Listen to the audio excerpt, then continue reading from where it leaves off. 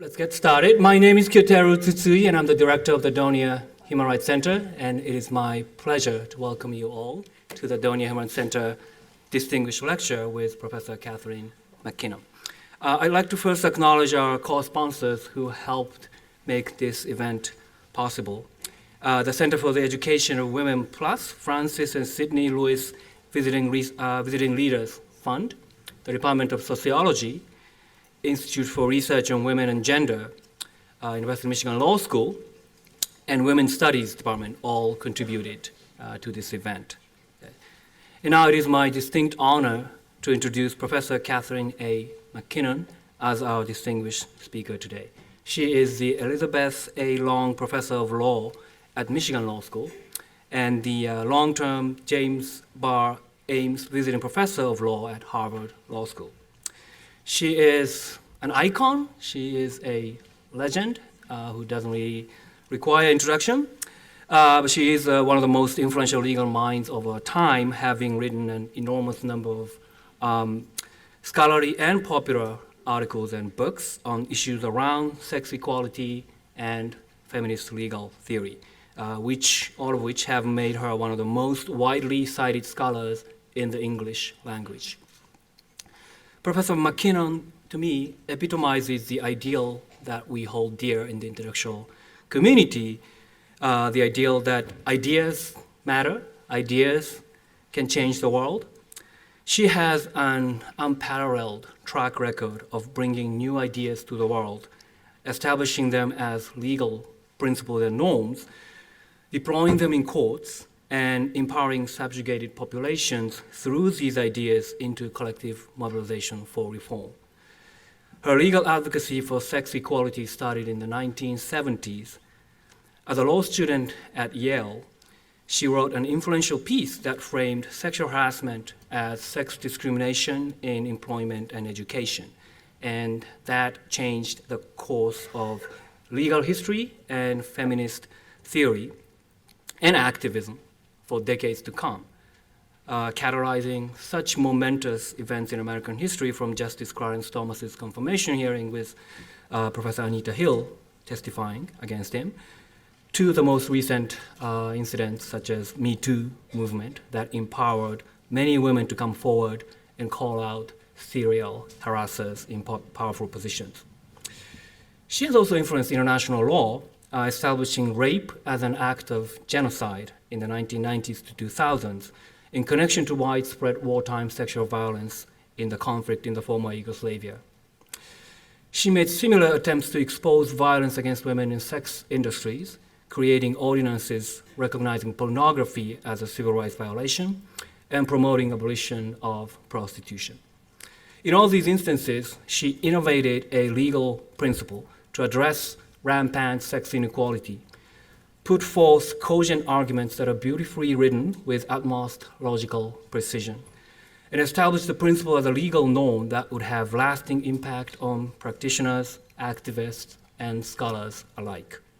We are privileged to have her here today to reflect on her remarkable career and to discuss what might lie ahead for her and for us as we move forward to further advance the powerful forces that enabled the Me Too movement recently. We will have a book signing after her lecture, and her copies are here. The most recent book by her, The Butterfly Politics, and the talk is based on that book. Without any further ado, please join me in welcoming Professor Catharine MacKinnon.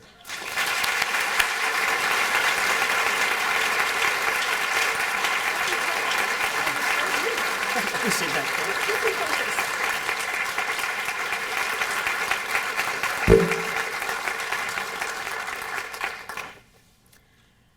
That was such a beautiful, elegant, cogent introduction.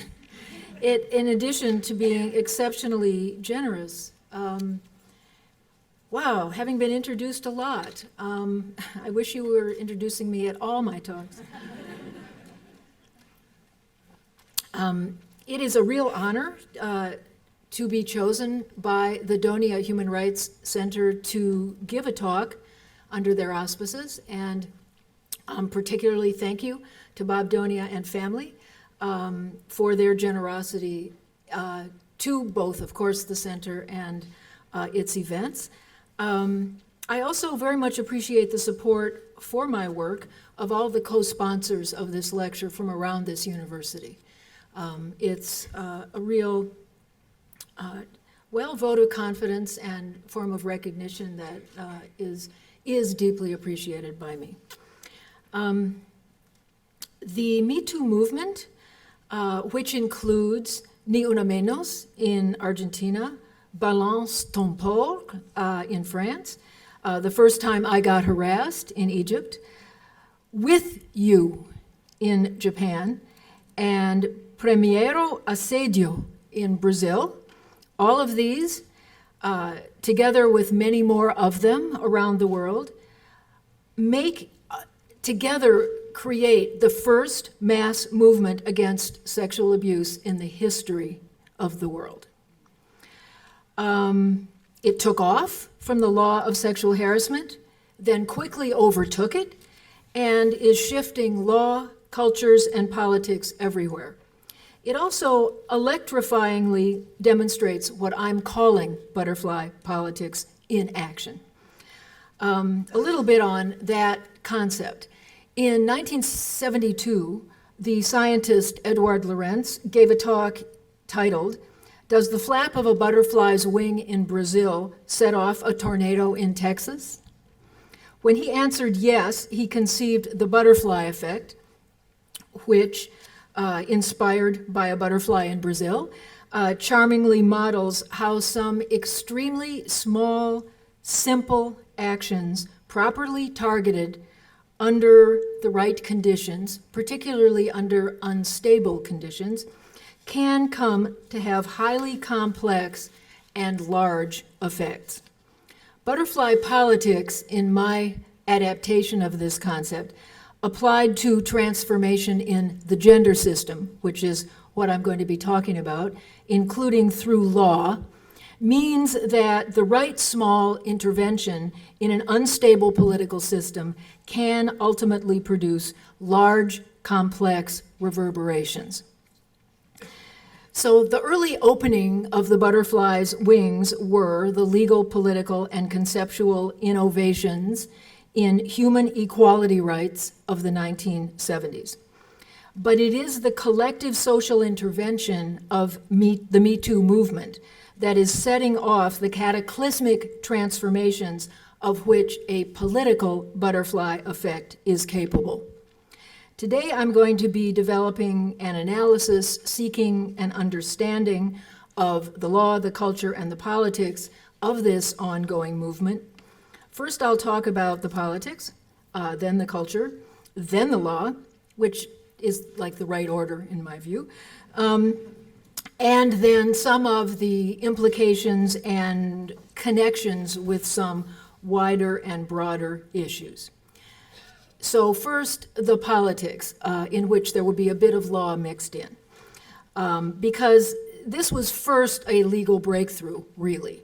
The legal breakthrough that defined sexual harassment as sex discrimination, as a human rights violation. And it's my view that this was a crucial precondition for the Me Too cultural transformation, despite the inadequacies of law that movement has helpfully highlighted.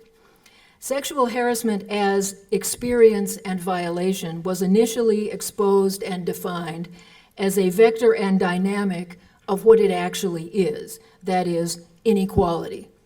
Gender with major white, racist, and class-based dimensions. So if any social system is complex and unstable, thus inviting a butterfly effect analysis, it is sex inequality.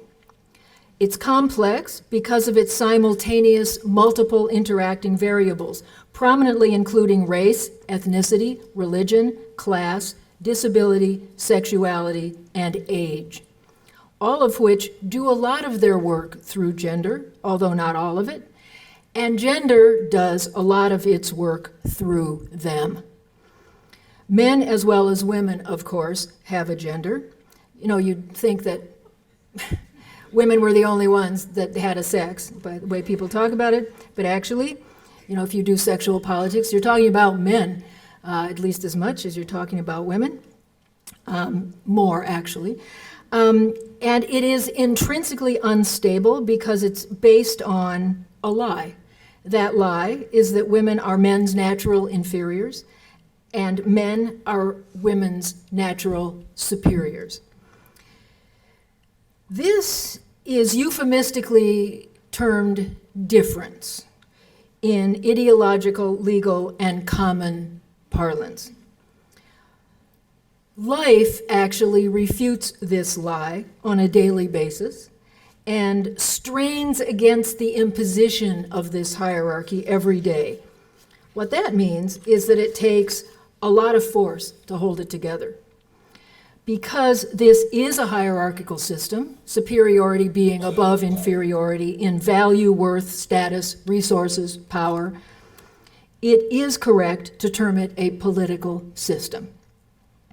In the face of evidence and contestation of its false basis, resistance to it, and even some acknowledgement of its injustice, actually, the human and civil right to equality is supposed to make it illegal. It has proven extraordinarily tenacious. So, framed in law as a deprivation of such equality rights, that is, a derogation of a person's specific humanity, sexual harassment stopped being something that women, or really anyone, just simply had to live through. This broke the age-old rule of impunity that the more power a man has, the more sex he can exact from those with less power. If all the sexual abuse reported in the Me Too movement, starting in late 2016, had remained effectively legal for the past 40-some years, and most of it would have without sexual harassment law, what I'm saying is that this explosive movement against it would have been unthinkable, and it could not have been so volcanically effective. Without the law delegitimizing sexual harassment, calling it out in law for what it is, I'm claiming powerful men would not be losing their jobs, political and academic positions, deals, books, shows, and reputations today. The Me Too movement, of course, built on decades of collective work against sexual abuse, including Professor Anita Hill's foundational testimony in 1991 that Clarence Thomas, then nominated and confirmed to the Supreme Court, had sexually harassed her years before. Judge, now Justice Thomas's testimony was, on my reading of it, my consumption of it, far more effective than Judge, now Justice Kavanaugh's was, and actually Justice Thomas was far more dignified. As a black man, he had to be, despite Professor Hill's unimpeachable credibility and unshakable grace.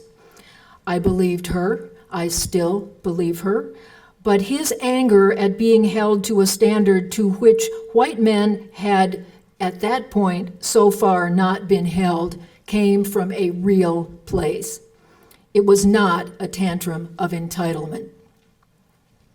In 2006, Tarana Burke laid a specific conceptual foundation for the current movement, applying the phrase Me Too to call out the widespread sexual and other domestic violence against women and girls, with particular focus on African American women and girls, and to lift them up. Some court cases, in the meantime, have reflected the impact of this work by calling Me Too evidence testimony by women that the same thing had happened to them as was reported by a particular sexual harassment complainant. In the decade following, in an independent vector for all of this, what was widely termed campus sexual assault, and still often is, combined legal initiatives, and this would be under Title IX, with social media interventions. That was the big new forward motion vector producer actually, of this campus sexual assault movement, as survivors were able to organize among themselves in ways that had not previously been accessible. And they inspired the Obama administration to investigate hundreds of schools for their inadequate response to sexual abuse on campus. I think at one point it was they had as many as, or ultimately brought about 300, was it 387 of them? Close, something like that number. This, too, was prepared by the legal recognitions of the late 1970s that students had an educational right under sex equality law to an educational environment not sexually hostile, and to a school's adequate, effective, and fair response to their reports of that abuse. And then, on October 15th in 2017, the actor Alyssa Milano, as part of her report of sexual abuse by Hollywood mogul Harvey Weinstein, created the Twitter hashtag, the hashtag #MeToo, inviting survivors of sexual violation to join her and others on social media in reporting their sexual violation. The numbers of those who provided their own accounts soon reached 1.7 million before anyone stopped counting. That was in about 10 days. Then Ashley Judd, the author and activist and actor, was perhaps the Me Too movement's most specific butterfly. Her willingness to be named alleging sexual harassment by Harvey Weinstein, as then solidly reported by the New York Times, and it was her willingness to be named in that report that made possible the release of the solid reporting that the New York Times had long had on Harvey Weinstein, followed swiftly by named allegations by others against him, both there and in the New Yorker, then produced the butterfly effect that is now the mass movement known as Me Too. It turns out, there's specific words for the collectivities of each animal. Actually, my favorite up until this one was an exaltation of larks. This is the plural, right? It's a pride of lions, a gaggle of geese, or, a flock of whatever else. Anyway, I then find that the plural of butterflies is kaleidoscope. Isn't that gorgeous? Okay, so we now have a mass. I mean, we could have been proud to have thought of this notion, right, to characterize the Me Too movement, had it not even just already been what a plurality of butterflies is, right? So it's a mass kaleidoscopic movement known as Me Too, transnational in scope and showing no signs of slowing. Part of it was high-quality journalism, featuring in-depth, factually detailed reporting that was the product of years of investigative diligence, touching off the movement, followed by survivors in the millions taking to the social media airwaves. What you saw in this mainstream journalism was sexual abuse finally being reported as pervasive and endemic as it is, rather than sensational and exceptional. That is, having had the disappearance, having had the tendency to disappear after one, oh my God, blip, on the public radar up to that point. The point is, women have been talking with each other about this outrage for millennia. And social media could have become just a digital echo chamber in which a million whispers of sexual mistreatment went to die.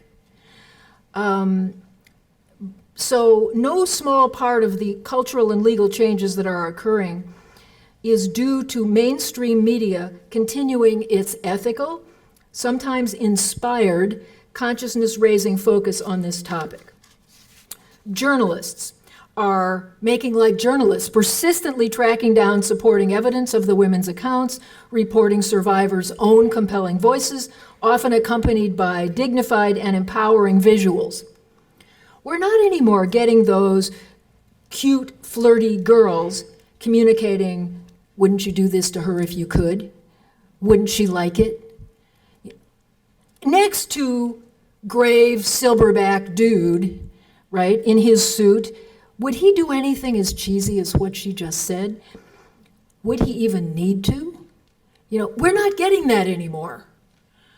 The journalists, instead, are following up as if these reported events may have occurred and are worth serious consideration. This extraordinary, I never thought I could get my respect back for these people as a collective, okay? This has done it, all right?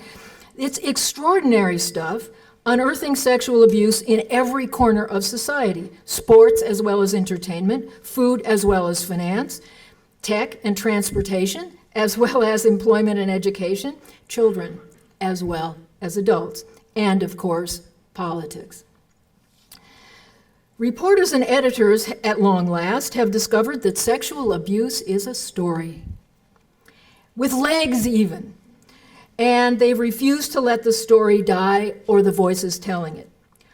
Now, harasser prominence stoked some of this mainstream media fire, although anyone who sexually harasses a woman is plenty prominent to its target.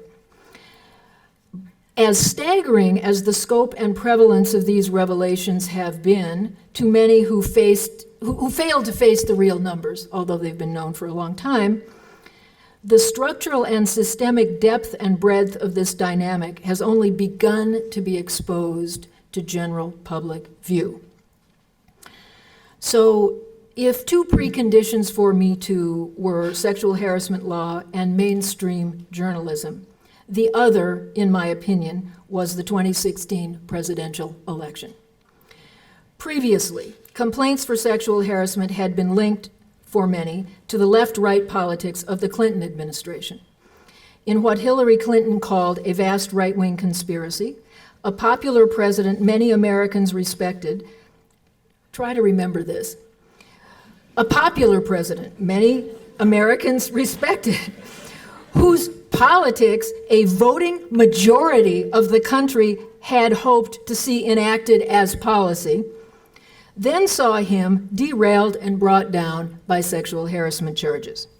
The sexual politics of the complaint against President Clinton by Paula Jones, an Arkansas state employee when he was governor there, for those of you who weren't even born, were also cross-cut by the simultaneous immersion, or really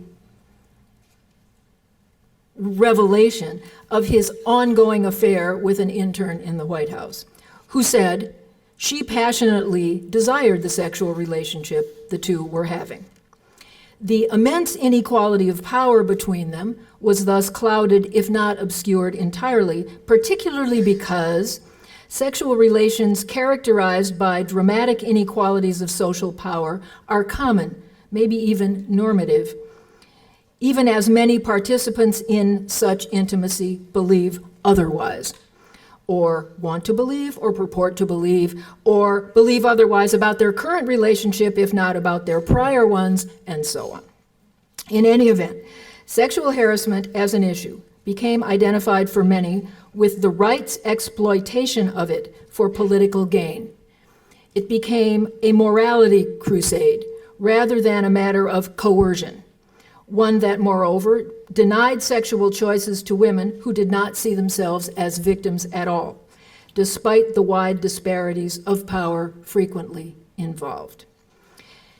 Then we get the election of Donald Trump, which switched the relation of sexual harassment as an issue to conventional political alignments and redefined the democratic and liberatory potential of publicly claiming sexual victimization. Now, it was an unpopular president whose legitimacy was in question, one who had been caught on tape explicitly asserting that he could grab any woman by the genitals because he was the star of the show. He did not repent. Many women were outraged by this and by the fact that charges of sexual abuse levied against him by 22 women did not matter enough to even jar, far less derail, his candidacy or his election. The legal scholar Kimberly Crenshaw has brilliantly pointed out the direct line between disbelief of Professor Hill's sexual harassment allegations for combined reasons of racism and sexism and the election of Donald Trump. It goes like this. The line runs straight through the undermining of electoral democracy by Citizens United, that case, which allows the buying of elections in the dark, and the gutting of the Voting Rights Act, to both of which results Justice Thomas's fifth vote was crucial.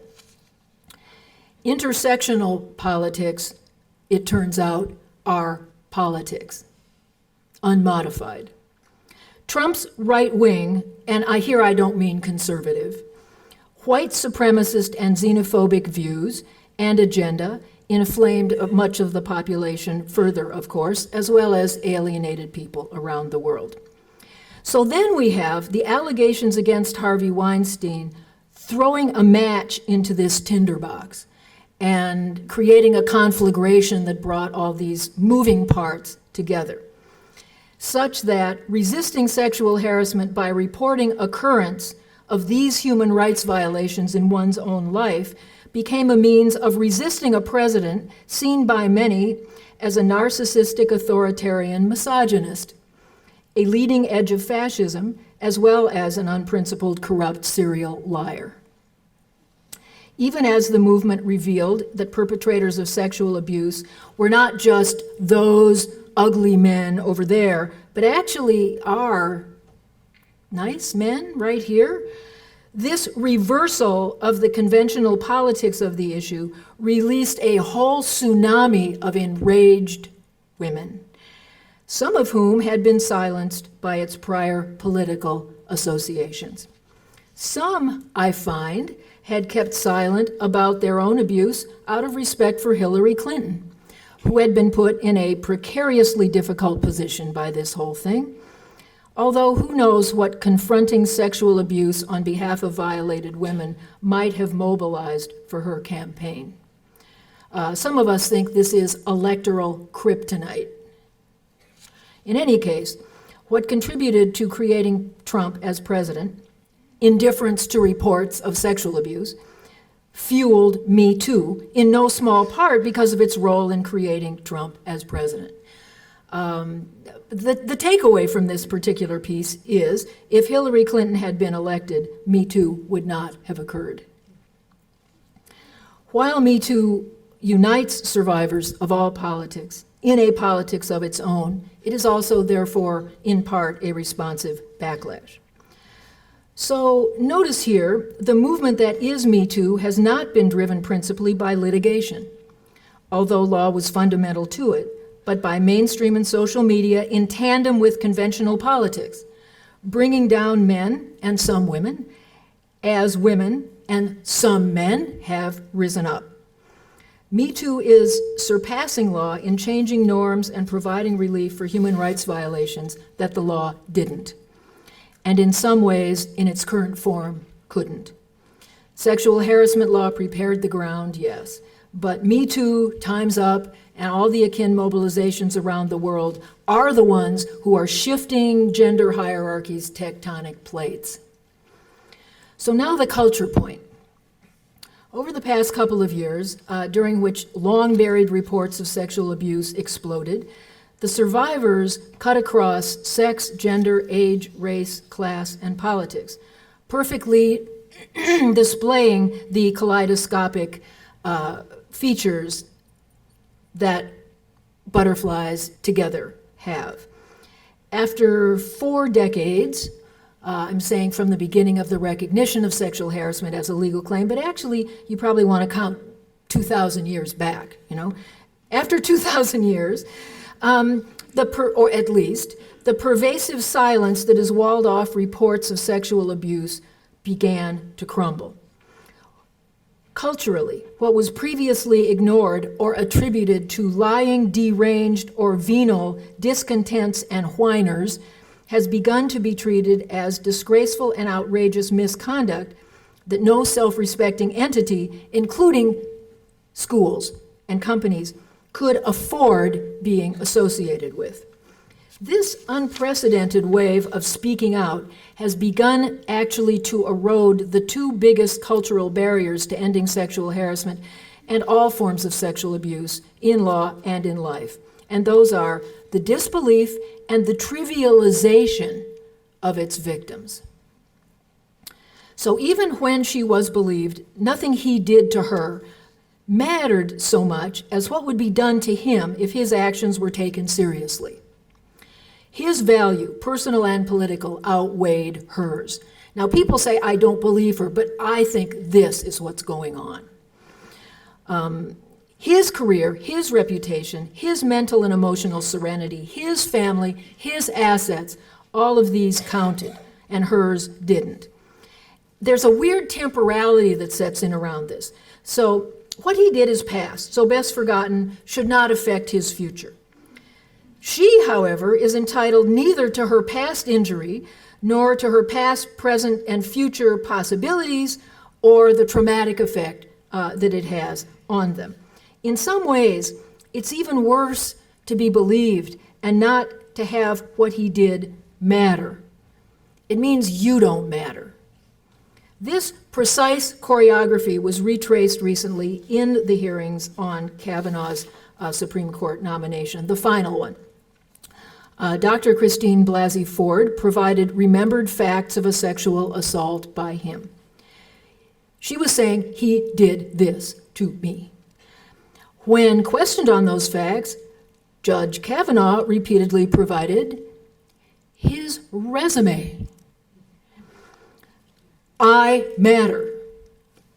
I'm big. I did this. I have done that. Right? I mean, apart from it being non-responsive, many people seem to have believed her, yet both it and she became comparatively weightless, negligible. His credentials and his future counted heavily. His enraged display of toxic masculinity, coded as strong under male dominance, otherwise seen as an unjudicial, even hysterical attempt at distraction, fooled just enough people just long enough. Senators who believed Dr. Blasey apparently did not recoil at placing someone on the Supreme Court who therefore must have been lying to them under oath. Hello? His value outweighed her violation. Dr. Blasey's cogent, wrenching account, failing in traction at calling her slut or nut, which is the usual opening gambit, was then desperately shoehorned into the so what category. These being the categories originally designated by Susan Estridge and remaining applicable. These exact dynamics drive the system of sexual politics, in which the more power a man has, the more sexual access he can get away with compelling. The hairline vote to confirm Kavanaugh sandbagged that whole system against the Me Too tidal wave. In the wider world, it used to be that women accusing men of sexual abuse were the ones thrown overboard. Women's voices recounting sexual abuse now being heard, believed, and acted on, and some men being thrown overboard, despite the setbacks, like Kavanaugh's confirmation, is a real change. It may be the first one I've ever seen in my lifetime. The alchemy of Me Too is beginning to transform what had been a privilege of power into a disgrace so despicable that not even many white upper-class men feel they can afford it around them. You know, on one's better days, one imagines maybe they've even begun to not want it there. Women typically assume from experience, for our part, that any movement to oppose what power wants is going to produce retaliation followed by retrenchment. Not only that any progress will be taken away, but that the women pushing for it will be punished. While this is often realistic, fear of blowback, as typifies battered women, for example, in crystallized form, can impede insistence on change and the mobilization that it requires. Anxiety about backlash, however well-founded, endlessly keeps one's antenna attuned to giving power what pleases it, and please pacifies it. This can be more powerful than any real backlash itself. This is one way dominance stays in place, and this is what Me Too is challenging by shifting the culture in which law operates. Time's Up is especially interesting in all this, an organization sparked by the initial Me Too reports of sexual harassment in Hollywood. The casting couch, of course, is Hollywood's version of quid pro quo sexual harassment. It immediately opened its lens and arms to houseworkers, restaurant workers, agricultural workers, and many others.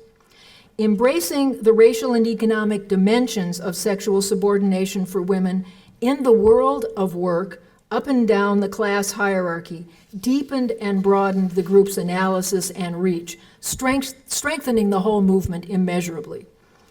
The organization has since expanded its ambitions to end women's marginalization in private equity, high tech, and advertising, as well as entertainment. So it's long been something of a miracle when anyone claiming sexual violation is believed, even if it takes multiple accusers. But the odds of being believed have just as long been irrelevantly improved by any kind of privilege, be it dominant race, ethnicity, religion, class, celebrity, nationality, caste, sexuality, age, gender, or combination. An attack on these hierarchies is also an attack on the fact that women's work, like the rest of women's lives, is often denigratingly sexualized. Working for tips in a restaurant, for example, to make anything close to a living wage, by the way, without tips, $2.20 an hour. This largely requires women, in effect, to sell themselves sexually. The entertainment industry also commodifies the sexuality of the women in it. It is no coincidence that so many of the exposed harassers in the entertainment field reportedly subjected their victims to a pornographic spectator sexuality, masturbating over them in real life, in the same way consumers do over the women in pornography. It also partly explains why Time's Up women, who are actors frequently used and abused in to create the whole sexualized culture in which we are buried, who as working women, almost no matter how well known or successful they are, must continue to please powerful men to continue to get that work. It also explains why they are so perfectly positioned to attack this.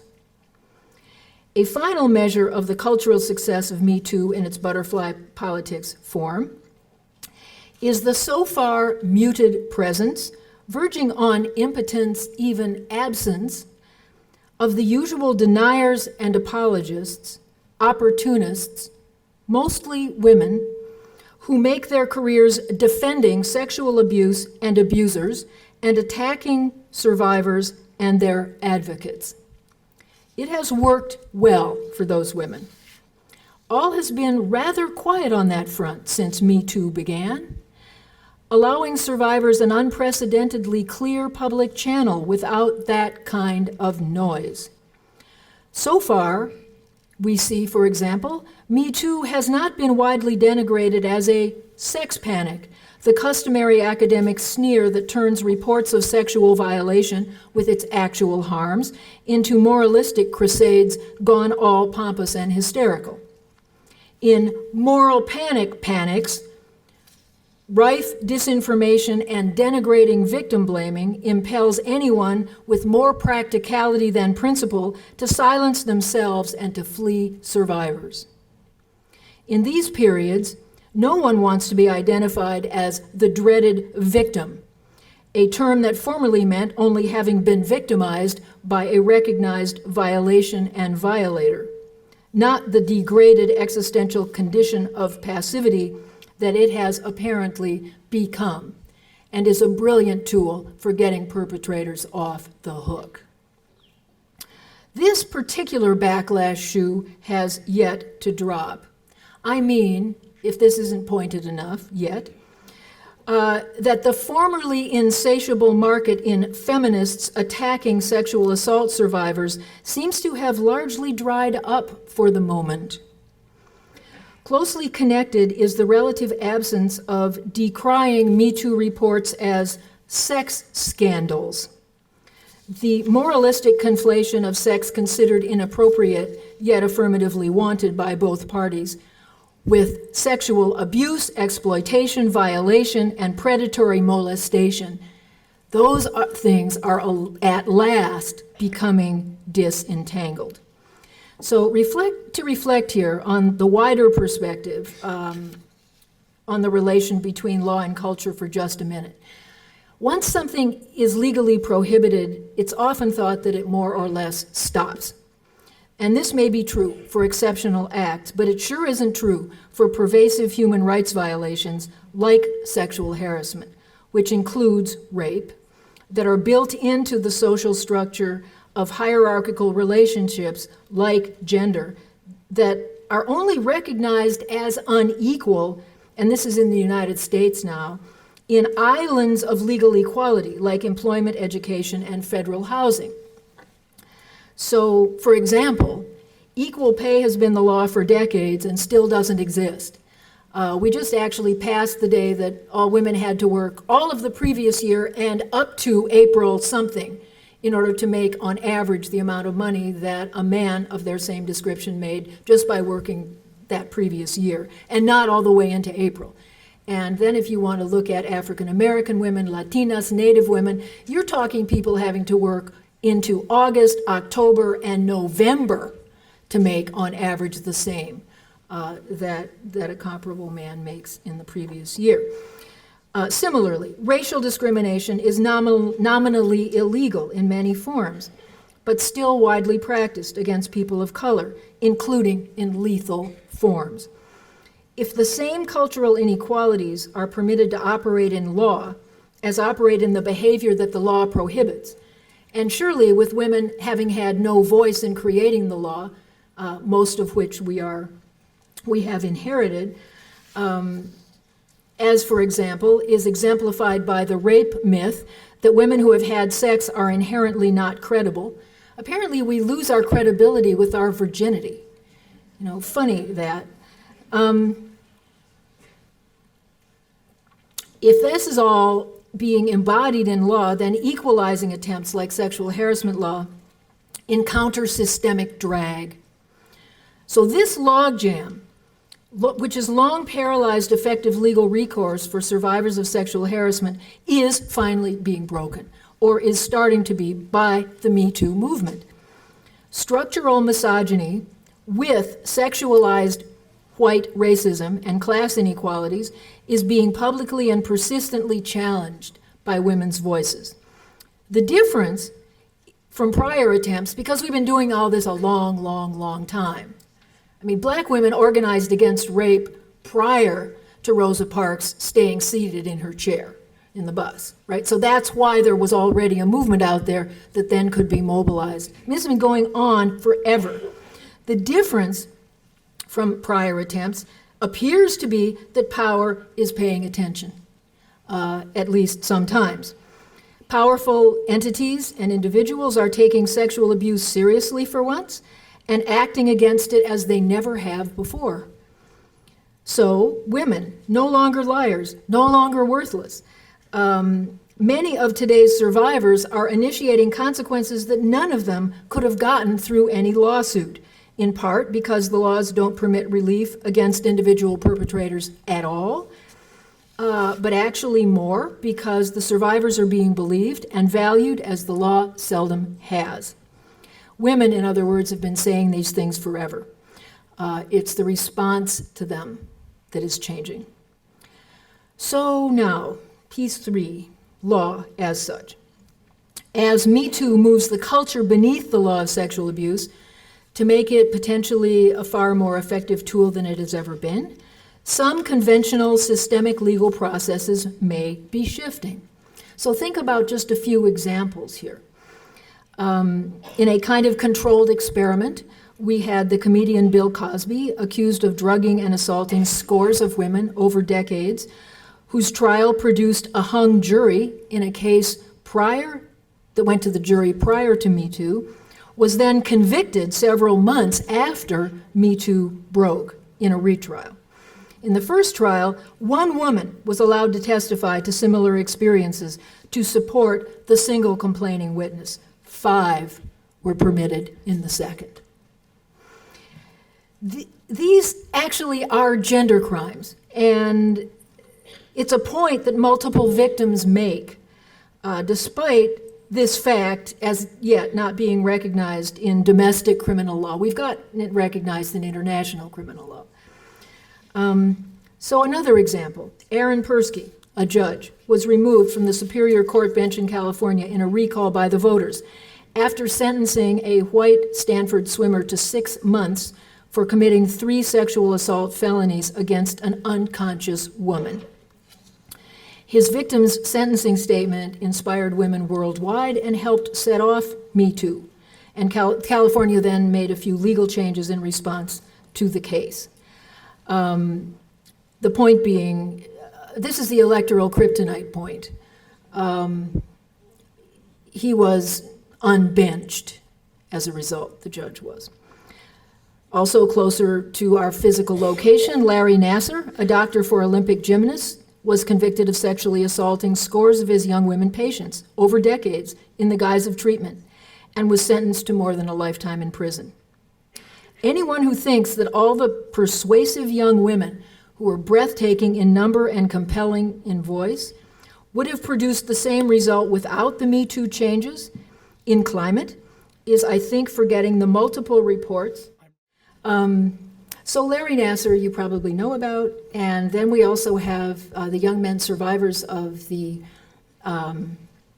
sexual abuse by priests, and it seems to me that although their activities in coming forward about this abuse began before the Me Too movement, that they converge with it in a way that both gives strength to it and they draw strength from it. Okay, so that's where that piece was headed. So now, future extensions, impacts, connections. I think sexual harassment is perhaps an especially appropriate vehicle for a worldwide movement for human rights. Not only because it affects women of all groups and classes, but because it encompasses and builds on and parallels or evokes many other abuses of women and children, all the way from simple discrimination or to other abuses of authority or trust or power. It's like sexual abuse in childhood, for example, sexual harassment is, in manipulating trust and dependency and institutionally betraying those who report. It often includes rape and raises all the issues of sexual interaction that is acquiesced to under conditions of unequal power. At work, sexual harassment makes all forms of women's work into a form of prostitution. That is, the forced trading of sexual access for economic survival, which is what prostitution is. In its fundamental dynamics, sexual harassment turns real work into an arm of the sex trade. The imperative to exchange sex for survival or its possibility, whether the survival is ever real or not, governs women's inequality, hence women's lives worldwide, and women know it. In prostitution, virtually all of women's and girls' options are precluded except for that one, making her so-called consent to it or so-called choice of it fraudulent and illusory. Women who supposedly have human rights guaranteed to them, including equality rights in employment and education, are reduced to this floor of women's status when tolerance of sexual harassment or sexual delivery in any form, from objectification to rape, becomes a requirement in the paid labor force, including in paid housework, where sexual predation is widespread. The same applies to educational and career advancement. As one formerly prostituted woman colleague once cogently observed to me, and you have to do all that other work too. Precisely this, sexual harassment in its pure form, meaning prostitution, is what is being widely rejected by women and some men in the international Me Too human rights movement today. So we see changes in this butterfly politics mode seemingly come out of nowhere to suddenly be everywhere. And in a closely related instance, we can observe the Nordic model on prostitution, which penalizes the buyers and sellers of sex, that is to say, the buyers as the Johns, and the sellers, that is, the pimps and the traffickers, eliminating all penalties for people who are bought and sold, that is, prostituted people, which was proposed in 1990 in Sweden, passed in 1999, where it has virtually eliminated sex trafficking and reduced prostitution by massive percentages, by supporting prostituted people who want to leave prostitution, which by international measures is over 90% of them.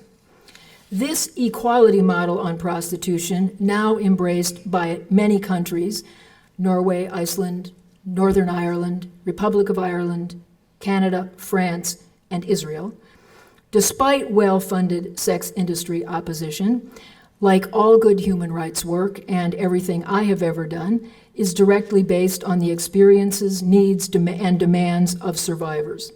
In other words, prostituted people are not the criminals. The people who buy and sell them are. So if requiring sexual use as the price of survival is a human rights violation when combined with a real job or entitlement, as is recognized in sexual harassment, wouldn't you think that it certainly violates human rights all by itself, when it's the only thing a woman is being permitted to be valued or paid for, even if her value approximates pond slime and the lion's share of the payment goes to other people? Yet it is not effectively illegal to buy a person outright for sexual use in most places. So one wonders, when will user men call forth revulsion and rejection when sexual harassment's dynamic in its pure form, prostitution, is exposed of them? Or will those who report it, women and girls, men and boys, transgender people, disproportionately women of color and Native women, continue to be the ones stigmatized, shamed, and blamed? This is the same dynamic as pre-Me Too sexuality everybody, right? Will they continue to be stigmatized, shamed, and blamed as their violators are being vaunted and defended? When will this form of unequal predation be seen as the opposite of freedom? And the men, as it almost always is, who outright buy others for sexual use, when are they going to be unmasked and penalized as the predators they are? I mean, when we have the Me Too prostitution and trafficking movement, the not sex, not work movement, that will be the transformation that this present Me Too movement has prepared. Now, as this makes apparent, Me Too has opened a much wider discussion of the place of power in coercing sexual interactions that links to a great many international understandings, one of which is the international definition of rape in the International Criminal Tribunal for Rwanda, which is based on coercion, consent being so irrelevant as not even to require mention. Domestic laws of rape in many jurisdictions typically turn on consent, the meaning of which ranges from actual desire through lost fights to despair to passive acquiescence to frozen fright. Making consent central to rape law is what puts the victim on trial. It is why the British conviction rate with its all-consent rape law is an appalling 6.3% of cases brought. Consent as a concept is rooted in the active-passive model of sex as something that someone with more power does to someone with less. It is who then puts up with it, right? It is thoroughly sex stereotyped. Consent as a concept is given actually its fullest expression in the British political theory that justifies rulers in ruling the ruled. Consent means acquiescence whether or not a choice is real. It really means being rolled by power. It is intrinsically an unequal concept, including when it works the way it's supposed to work. It rides under the cover of desire, but is virtually never invoked when desire is real. Nobody says, "Whoa, we had great hot sex last night. She consented." I mean, it just does not live in that space. In the international law of sex trafficking, which prohibits sexual exploitation, in, among others, circumstances of vulnerability or abuse of power, consent is by statute no defense and hasn't been since 1949. So sexual harassment law, since its inception, in a case based on rape, actually my client was 53 rapes in 2.5 years in her employment, that law grasped from its inception that inequality is not consented to.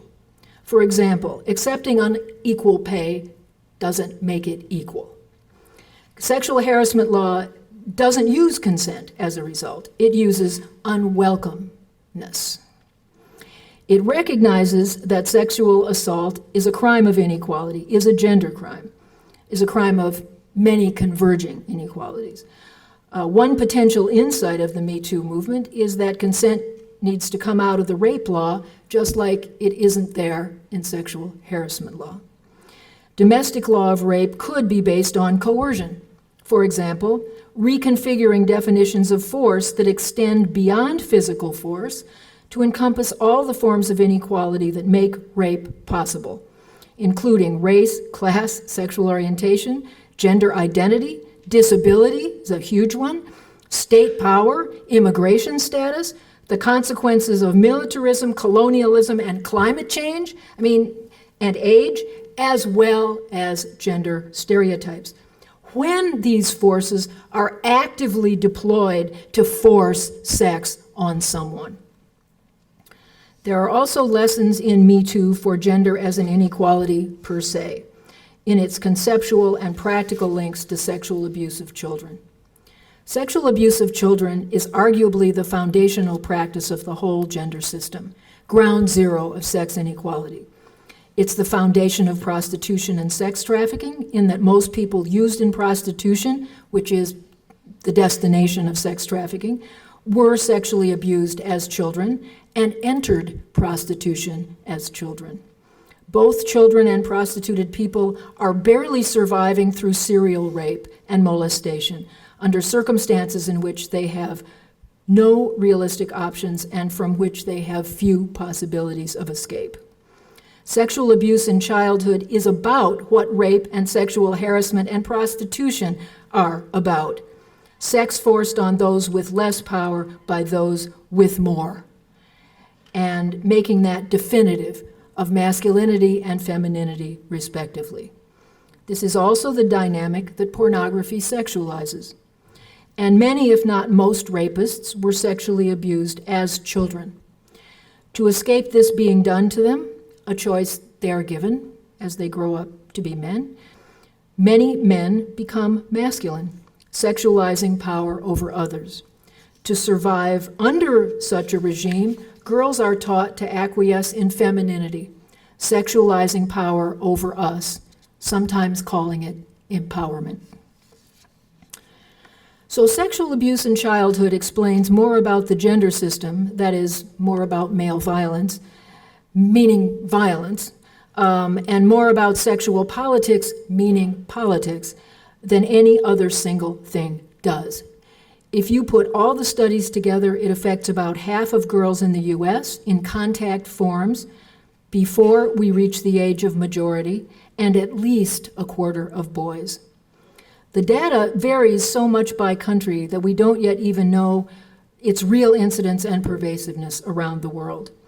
And although some valiant steps have been made against some institutions, churches, residential schools, where the young people attend, virtually nothing is being done about it, really, despite laws against it.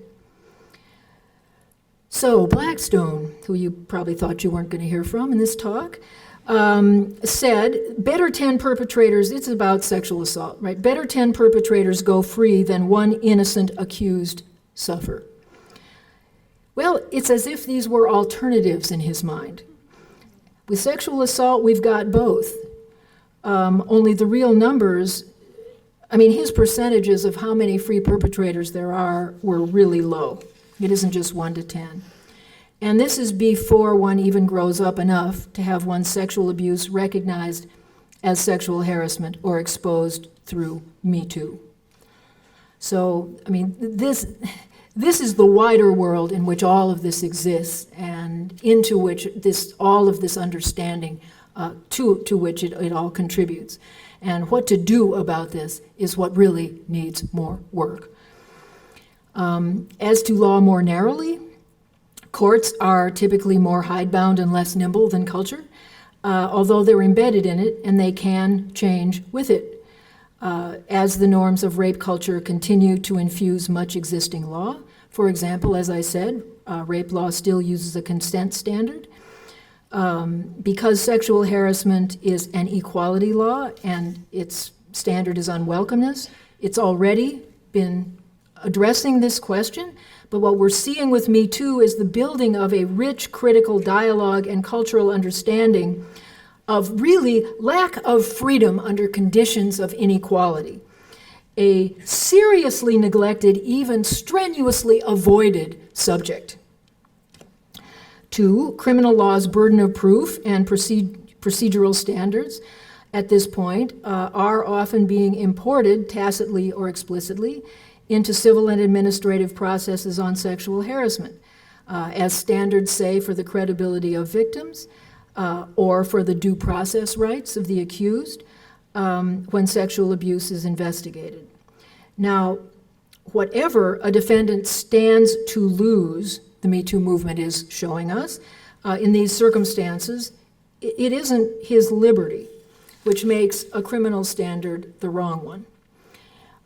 Investigative and adjudicative processes for sexual violation in most settings, however, remain, and these are all things that need to be changed, within the chain of command of the institution that is effectively being investigated, typically, rather than being independent of it. In any other setting, this would be recognized as corruption. Transparency isn't the usual rule. Secrecy is, which protects organizational brand, also in other contexts called cover-up. Legal liability standards for employers and educational institutions remain unrealistically stacked against sexual harassment survivors through standards that don't promote equality. Legal standards for retaliation, one of the biggest fears behind non-reporting, are not realistic in the sexual abuse context either. And even before a case can get started, the federal law of discrimination has a statute of limitations of mere months, the shortest known in law, before almost any victim of sexual violation is past actual trauma, far less you even get enough time to get into post-traumatic stress, and there's no motion to change that in Congress. All these things can grow and change with Me Too, and predictably, I think, will transform sexual harassment law. Issues that are being reconsidered actively include the scope and content of non-disclosure agreements, independence of investigations and adjudications, equitability in procedures, elimination of criminal law standards from civil and administrative adjudications, and there are real practical steps that can be taken in all of that. Changes in institutional regulations, administrative rules, statutes could include prohibitions or limits on various forms of secrecy or non-transparency that hide the extent of sexual abuse and enforce survivors' isolation, such as forced arbitration, silencing non-disclosure agreements, especially, I think, in cases of physical attacks and multiple perpetration, and settlements that are forcibly confidential. A realistic statute of limitations on all of this, that is on all forms of discrimination, including sexual harassment, really is necessary. I mean, what does it mean that the statute of limitations for discrimination is the shortest in law? What does it mean, if not, that legislators know that discrimination is rampant and are trying to disappear it? I mean, a statute of limitation runs, your claim goes poof, Damage caps for harassment only minimize the extent of its harm by suppressing the measure of that harm, and they can discourage lawyers from being involved in contingent representation. being able to sue individual perpetrators and their enablers jointly with institutions, I think, could shift perceived incentives for the behavior. Meantime, we've got companies backing up individual perpetrators who never have any, as they put it, skin in the game. And similarly, schools are backing up accused perpetrators. Anyway, I'm saying there's no incentive to the individuals for not engaging in this behavior, at least from that standpoint. Evidentiary standards for reasonableness and unwelcomeness could change. Actually, they are changing. But the only legal change in U.S. law that matches the movement's scale would be the passage of an Equal Rights Amendment. That would, at minimum, expand the congressional power to legislate against sexual abuse federally, which we did in the Violence Against Women Act, and they said we didn't have the constitutional authority to do it. It could renovate the constitutional interpretation of equality in a much more substantive, including intersectional direction, reconfiguring the whole concept itself by guaranteeing sex equality under the Constitution for everyone for once. Culturally, in interaction with this, sincere revulsion against sexually harassing behavior, as opposed to revulsion against reports of sexually harassing behavior, could change workplaces and schools and even streets. This whole Me Too tide could restrain repeat predators as well as the occasional and casual exploiters in ways the law has so far not. Shunning perpetrators as sex bigots who take advantage of the vulnerabilities of inequality. Now that's something that could transform societies. Many social sectors are beginning to recognize their obligation, even their interest, and again, maybe even their desire, to foster environments free from sexual objectification, pressure, or aggression, in which reporting of sexual abuse is welcomed, not punished, in which accountability, not impunity, prevails for individuals and institutions that engage in or enable such abuse, and excellence and inclusion, rather than hierarchy and fear, actually operate as something other than rhetorical standards. All of this cuts to the core of rape culture, so could change it. And some simple linguistic shifts would also help. It's still generally said women allege or claim they were sexually assaulted. The accused then says or asserts this didn't happen or denies what was alleged. Now, what if survivors report sexual violation or say they were sexually violated, and the accused can then allege or claim that it did not occur or occur as reported? For agents of social change for human rights, acting consciously, and this is the butterfly piece, knowing that extremely small initial conditions can be amplified exponentially over time through systemic repetition to ultimately radically shift the way a system behaves. This is the risk, the caution, and the hope of the butterfly effect. It also means that what you do matters. The Me Too mobilization, this uprising of the formerly disregarded, has made increasingly untenable the assumption that the one who reports sexual abuse is a lying slut. That already is changing everything. With Me Too, we finally have our tornado in Texas. And a lot of the sexual harassment that has been a constant condition of women's lives is probably, maybe, not being inflicted at this very moment. So as butterflies take flight from beneath the shadow of the law, we see the first rise in women's status since the vote. Imagine a revolution without violence against domination and aggression. Envision a moment of truth and a movement of transformation for the sexually violated toward a more equal, therefore more peaceful and just world. It is happening all around us right now. Thank you.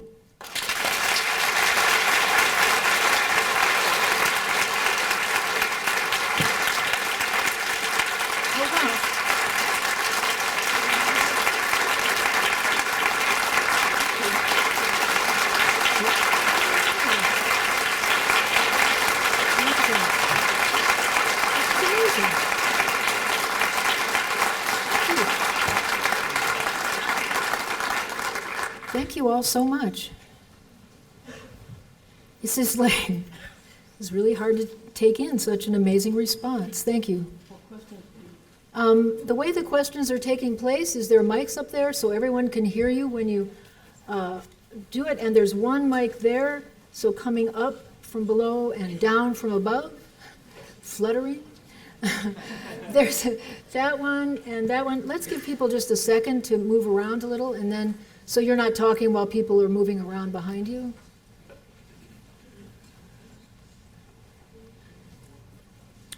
I also love signing books. I do, because I really did do this book for you. And this allows me to make that empirically, concretely manifest, you know? I get to say, this is for you, this book. And it gives me back a lot to be able to do that. Okay, why don't you start? Thank you so much. I've been educated, and I appreciate your work. There's a factor I thought was relevant, and I want to hear your reaction. You said the difference now is that power is paying attention, but I was thinking too that it seemed important that the women who spoke up and got this going were powerful women. Well, yeah, they weren't at the time it happened to them. And correct. I don't know that what one really quite means by that, in that a couple of them have their own companies. Most of them are just working actors. And maybe they look powerful because you've seen them in triple size on screen, but as I said, if they don't, if they aren't, a lot of them aren't working right now. Let me put it that way. They are not? No, if men don't want them around, if they're scared of them, if they think, that they're going to stand up for themselves, it creates real problems in terms of them continuing to get work as actors. If they don't get work as actors, they can't work. That's their. I just wonder if we have a critical mass of women who have power that is not dependent on men, and if that made it no, we haven't. Be heard. Yeah. We do not have such. Okay. Many of us are attempting this, and some women are acting without regard to the response of male dominance and of white supremacy to us. It takes practice. It doesn't mean we don't get punished either. You can go ahead, sure, but I'm afraid, okay, I can repeat your question if you prefer. So I can just go to the side and Yeah. from here. Yeah, do go up and speak. Oh, okay. All over this, all Go ahead. I'm still elected. Can you hear her up there? Yes. They're saying they can, but.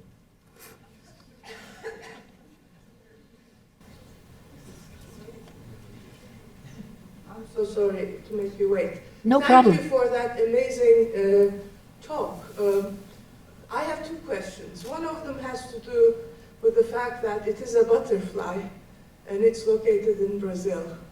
The imagery there, the symbolism, also reminds one of the sort of fragility of the butterfly. Yep. So what do you do with that? Is the kaleidoscope big enough to get rid of the things in general? So that's one question. The other question is a generational one. I wouldn't say there is a critical mass, even though it has been found that in organizations, if the number of women in it are less than 20%, when they complain of sexual violence, it's seen as an individual problem. If they are more than 20%, it is more seen as a collective problem because too many of them are complaining now. So that it's not you don't say, well, it's that one crazy one. That means that in organizations you have to have a certain critical mass. And that critical mass, I would argue, has increased generationally as more women have entered into the workforce. So that could be also another reason why you see the butterflies hanging out with each other. I mean, you start with one, that is individualistic. I mean, when you are with other people, that's a communal response. So how would you sort of deal with the individual communal tension in social movements? Thank you. Yeah. The fragility piece I like.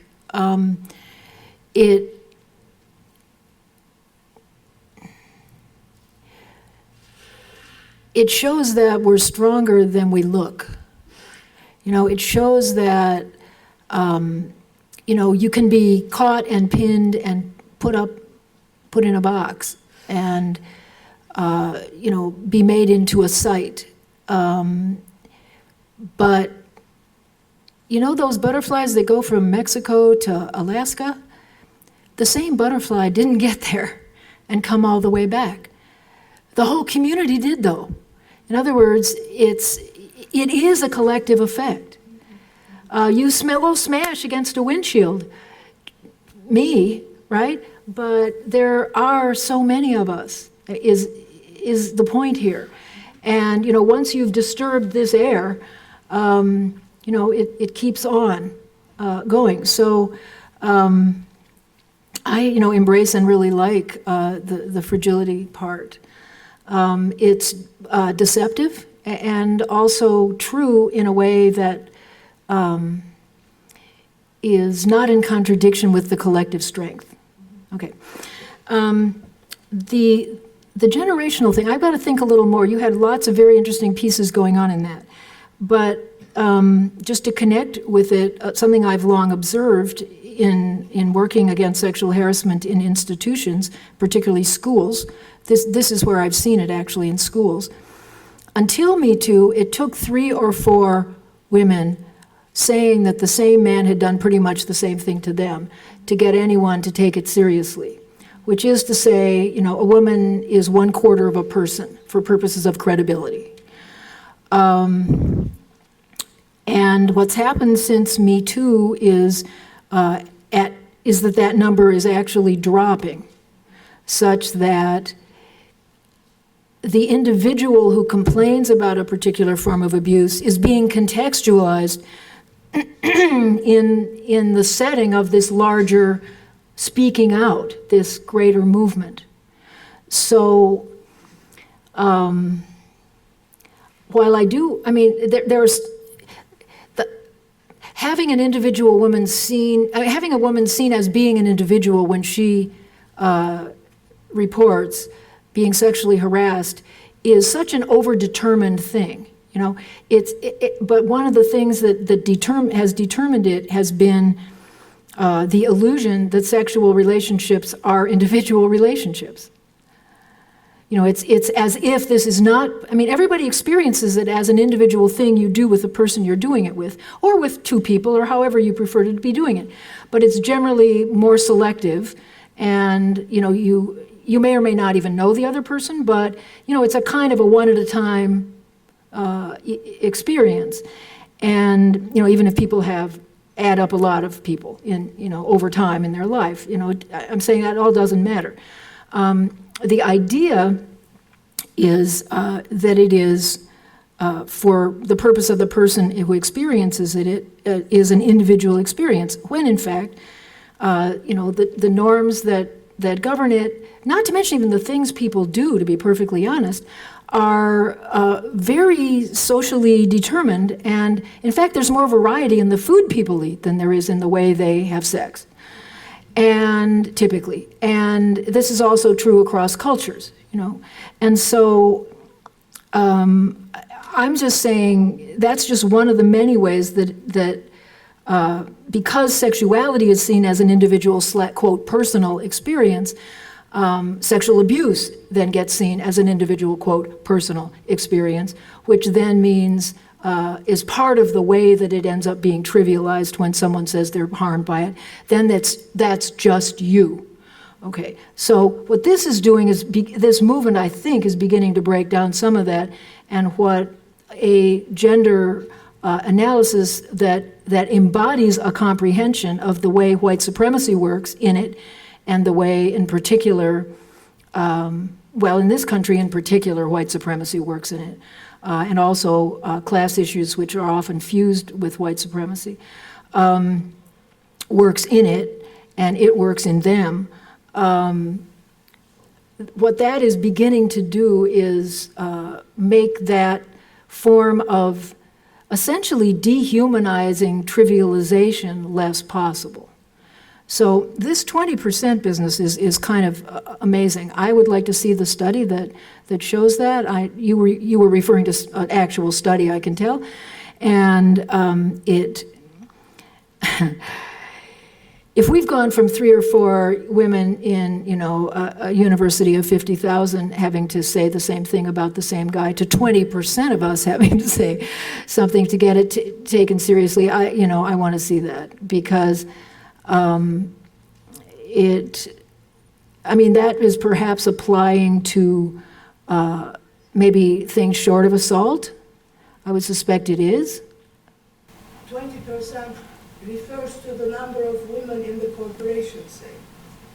So not all Oh, I see. The more women who are in the corporation, the more likely it is to be taken seriously. Okay, sure. And that's also true. What that says, I get that now.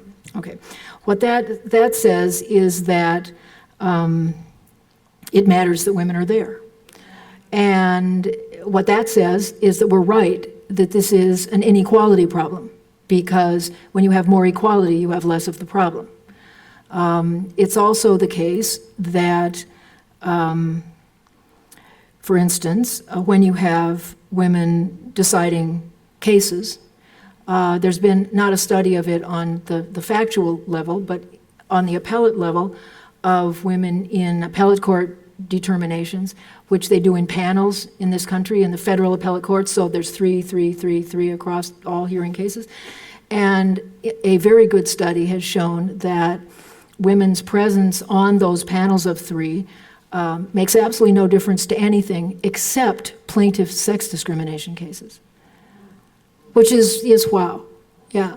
And it, just statistically speaking, not only it's not just because she's there, and as a woman is taking in the facts, but it's because of her influence on the other people on the panel, which is what a panel is supposed to be. You're supposed to talk about it together, and people are supposed to learn from each other, and apparently that is taking place, which is, I would say a positive thing, and yet another piece of evidence that less hierarchy on a gender level and more equality is likely to produce better outcomes and less harassment in the first place. That's another thing. Sometimes women do this, mostly women don't do this, and therefore, the more women you have in power, the less sexual harassment is going to be required for women to advance, because in general, they're not going to be requiring women, to come across sexually. I have a comment. Hello? Hello? Oh, there you are. Yes, thank you. So, the emotional tenor in the room is such that I feel a lot of righteous indignation. You said emotional tenor? You said Yes. that? Okay. And I often feel this when I hear discussions about the Me Too movement and sexual harassment. You've been to many? I have. Wow, I And- haven't, actually, so, What I would ask everyone to remember is that during the civil rights movement, the FBI arguably tried to take down Martin Luther King with false accusations of sexual misconduct. actually, there's quite a lot of And documentation I'd also like to that he share some had firsthand some knowledge. issues with that. Please let me finish. Okay. Assume that that's true and that he didn't do sexual misconduct. If I he don't- did, that's terrible. But the FBI definitely was willing to do that. No, they absolutely were, no question. And I will also share with you that the FBI, the CIA, and the Department of Defense have had programs in history, and may still have programs, where they employ women narcissistic sociopaths to take down men. I'll also share that corporate spying, this is firsthand knowledge, corporate spy organizations will actually recruit those women to take down men. So what I'm worried about is if we change the standards of evidence, both legally and in our political discourse, it becomes very easy as a political tool to take down men. And we need to be cognizant of that in our public discussions. I'm not saying that the standard doesn't need to be changed.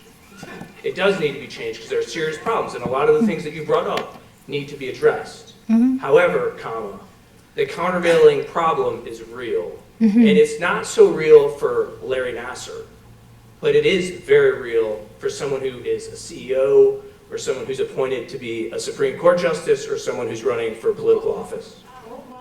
Yeah, okay, so, yeah, but it really is interesting because there actually are not a lot of people who would be the targets of the people who you say are hiring people to bring people down, who are the ones who've been brought down. I mean, that I think is interesting. It doesn't mean that, you know, there isn't always the possibility of misuse of this sort of thing. This, you know, changing in standards of evidence, it really is about how,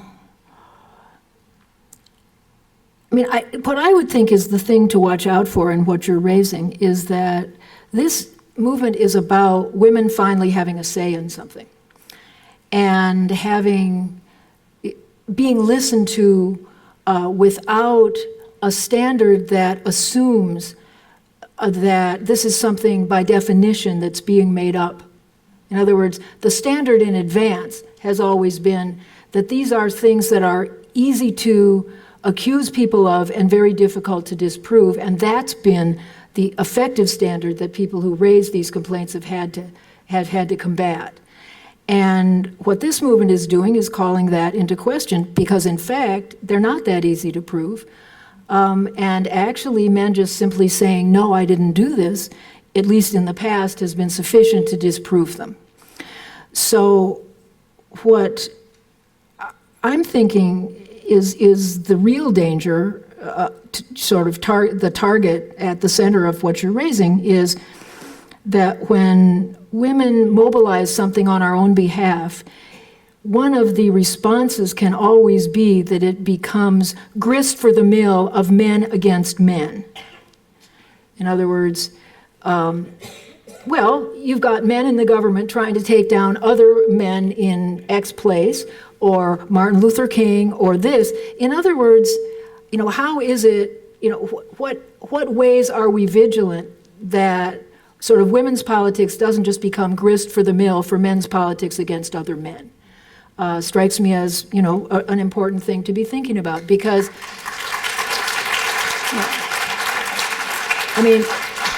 that's the co-optation that you expose there. And in other words, if it was actually going to work, that would be what it would be. And we just need to be vigilant that that doesn't occur.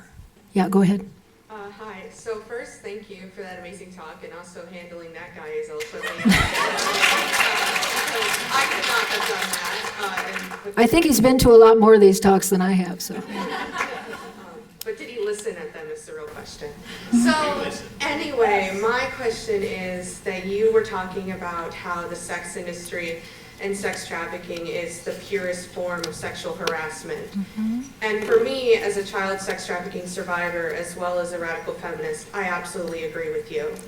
So my question is, how do we communicate that idea and work alongside with people who say they support the Me Too movement and say that they are feminists or support feminists, while also supporting prostitution, pornography, and so-called sex work? Right, as in not sex, not work. Correct. Right. Well, some of us are part of that movement, and you know, it's created by survivors like you, and we are all working. That is, allies of and survivors are working together to do exactly that. And you know,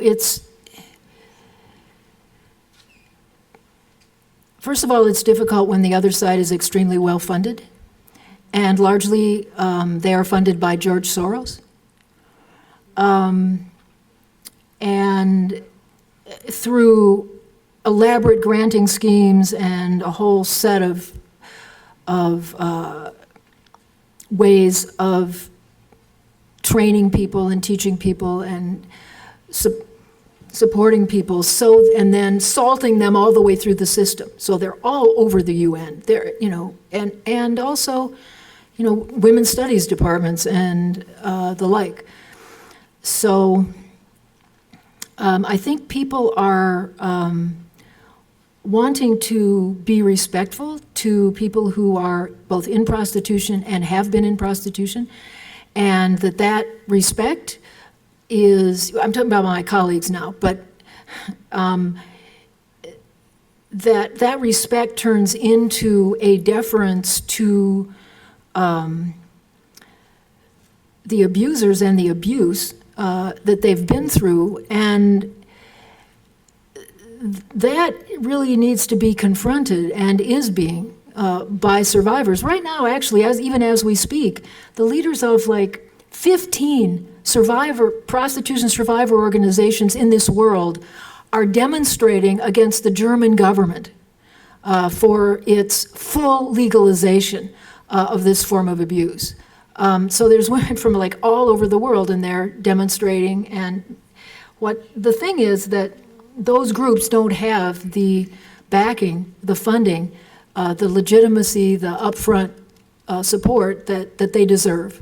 And in the meantime, the spotlight is grabbed, and the funding is colonized by people who are, first of all, usually still in prostitution, and it's a much better day to be paid to go and talk about how much you like being in prostitution than to have sex with 8 to 10 men on that day.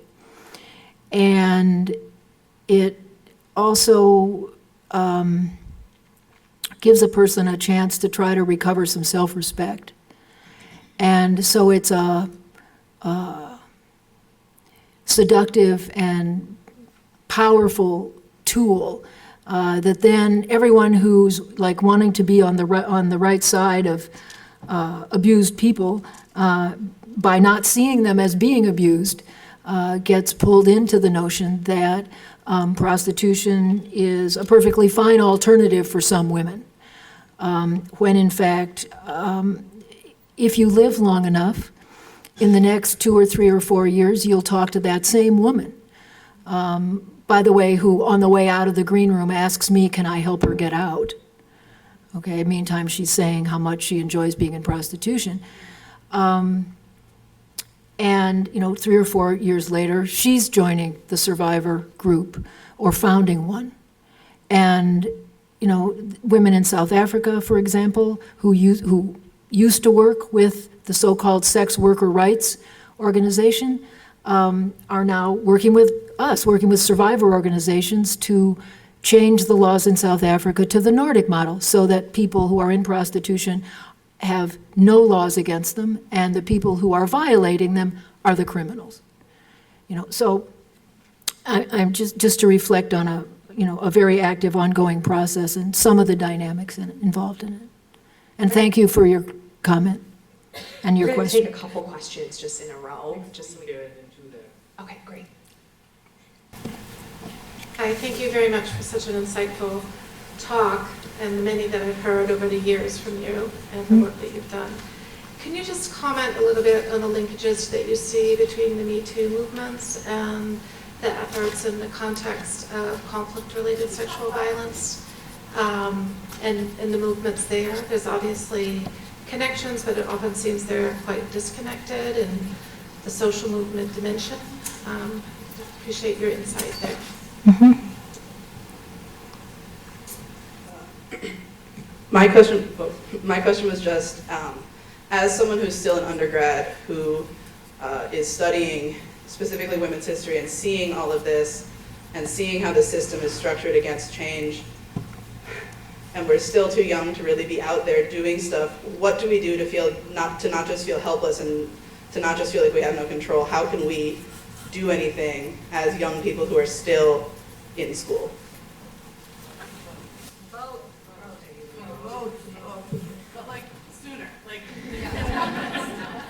Yeah, throw them out. Hi.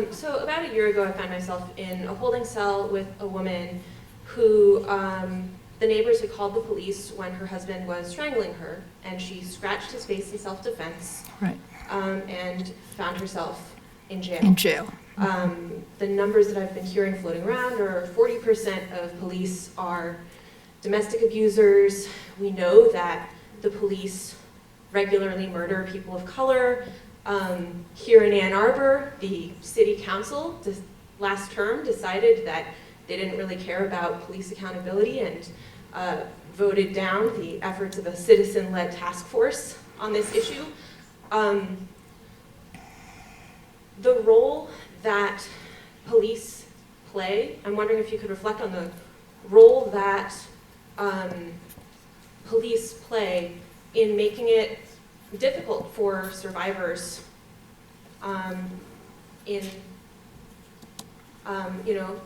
if calling the police means that you will be arrested or that somebody will be killed, what does that mean? Mm-hmm. Thank you. Mm-hmm.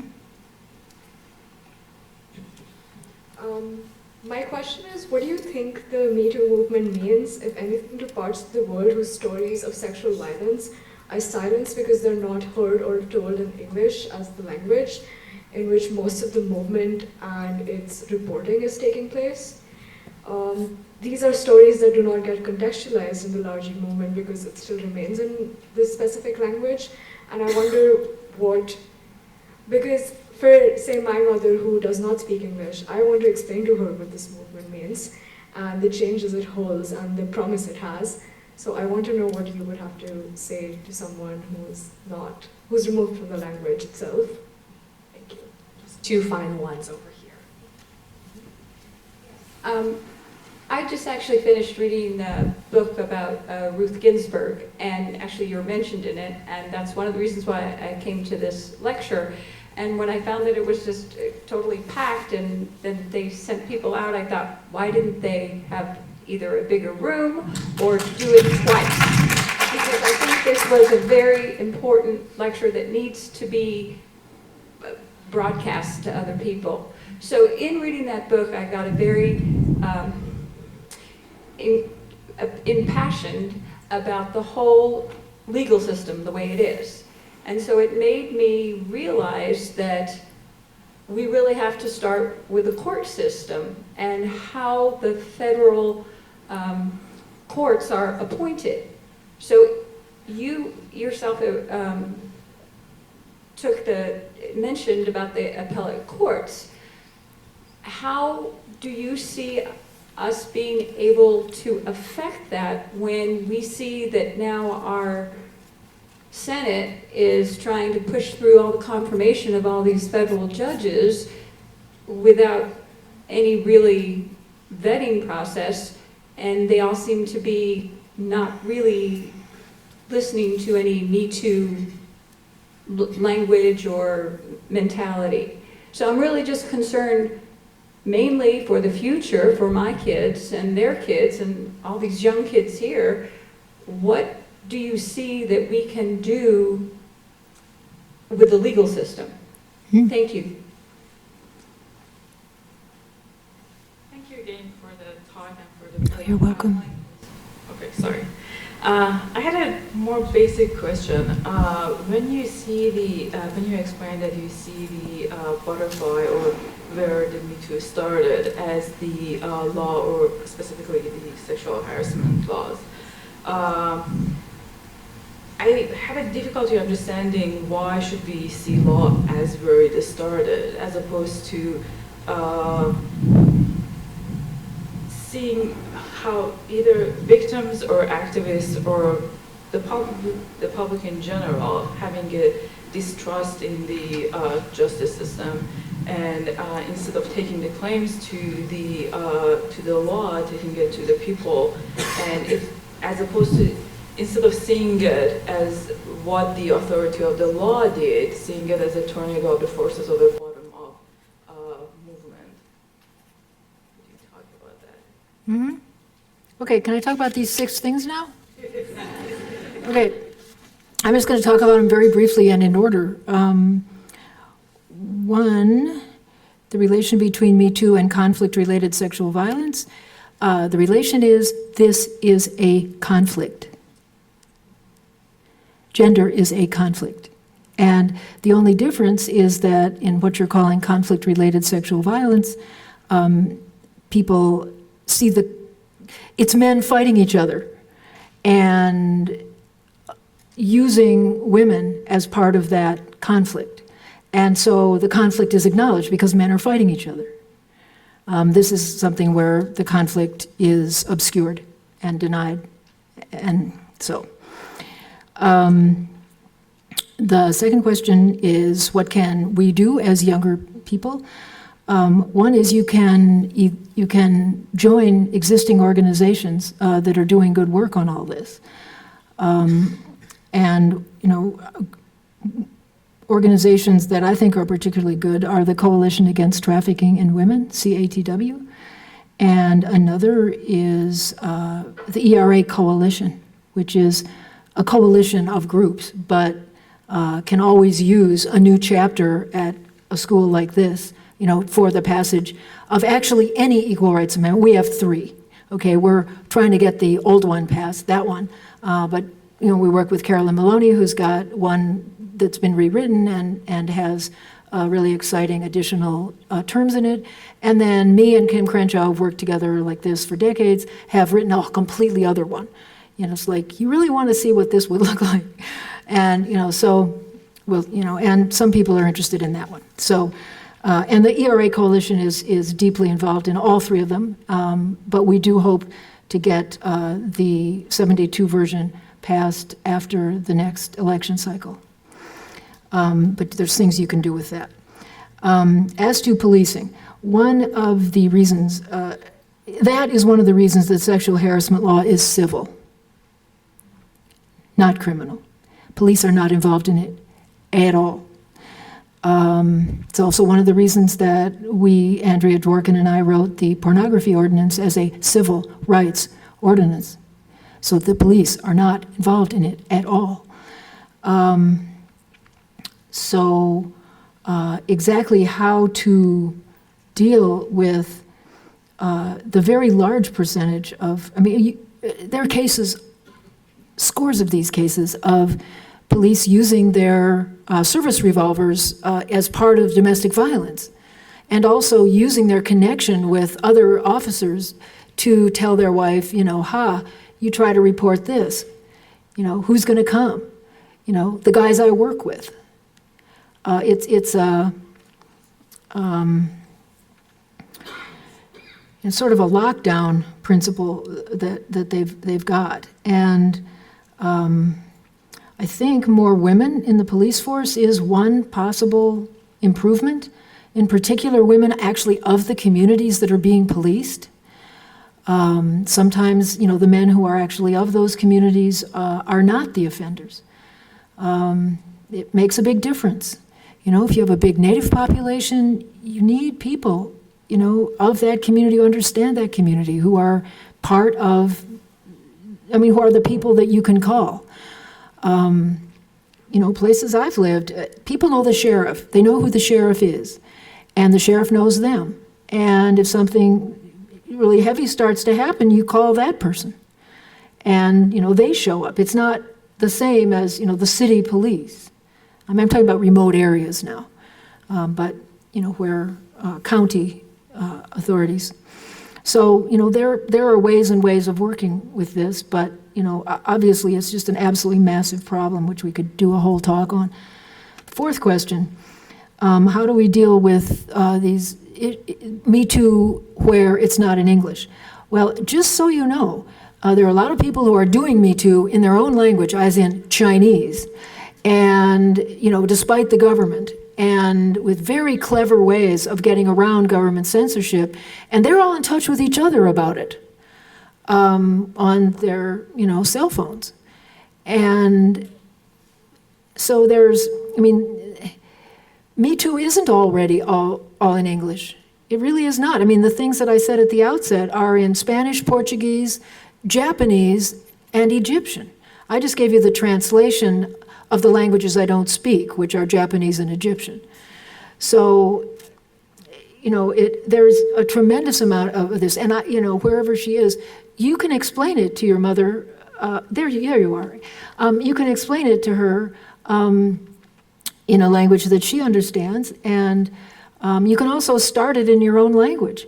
And there will be people who will want to talk in that, obviously English is also your language, but I'm saying in a different language you can start it, and other people will want to join with you in doing it. And the thing about Me Too is, like, it's not a membership organization, There's no secret handshake, there's no card, there's no list.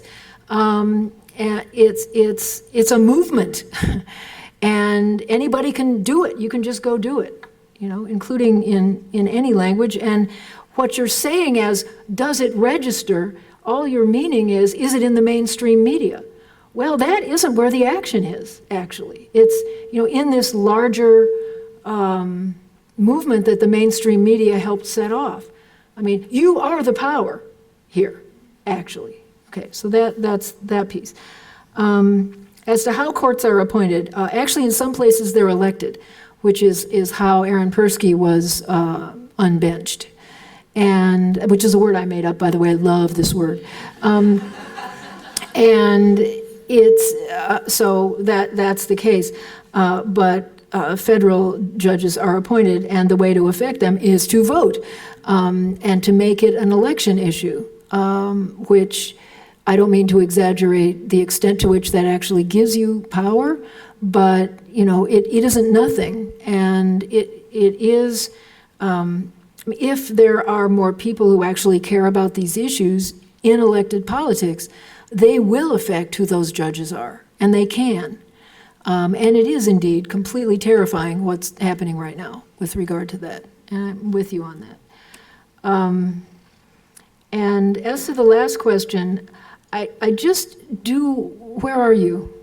Are you still here? Is she? Oh, there you are. Yeah.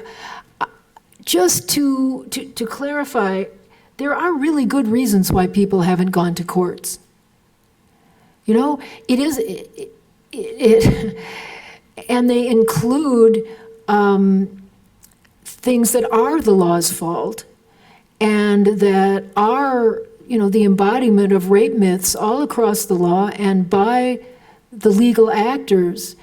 And women who are not stupid, that's commas, who are not stupid around that, have had a reading of that isn't just based on passivity and despair. It's based on not being, well, it's based first of all on there being, us being buried in pornography. I mean, why would you think that being sexually harassed was something that a court would take seriously when you realize that the First Amendment protects what's done to women in pornography? I mean, it just makes no sense to women, right? So why would they ever think that something would be done about this? That's one thing. Another is that the people they raise it with or talk to, sometimes other women, sometimes people in their families, have betrayal reactions to their reporting. And that discourages them from going any further with it. Why would they do something like go public? Courts are public in this country. And so there's that. And then there's the law, which I touched on quite a bit, which is the specific content of a lot of these laws and standards. They see how other women are treated when they do. And then they measure their violation against what she said happened to her. And then they think, well, am I, ready to be treated this way? And one of the amazing things about Me Too is that they're not reporting their violation to courts. They're reporting it to the press. And it used to be that you went to court. The reason you didn't go to court is because you thought it would get in the press. Okay? Now, people are reporting their rapes to the press. And people call me up and they say, is there any point in, my going to a prosecutor over this, or should I just go directly to the media? I've never had that question before. Now I'm getting it endlessly. And, it's different for each person, but it shows that people are, they're reflecting on greater receptivity to their violation in other ways. And the other thing about it is that courts, I mean, if you bring a criminal case, you can do something with regard to the perpetrator potentially and get nothing but a sense of justice for you. But if you bring a civil case, nobody's going to do anything to him. It isn't about him. You know, you may get recovery for you, and the institution may have to do whatever it does, but it may do nothing. It may decide it still likes this guy. You know, it pays you off and he continues to work just as he does. And nothing about the fact that you brought this claim does anything about him. So that discourages some women too, because they want to stop him. And they're, you know, a lot of these things aren't crimes, not at all. And nothing is going to stop him, they think. So, you know, there are, as I say, lots of reasons that are not bad ones. Why people don't go to courts, and why it really is, I think, the responsibility of courts to become places where people can take these kinds of injuries. You know, where it's to be worthy of their trust. That's my view. Thank you. Please join me in thanking Professor MacKinnon. Thank you all so much.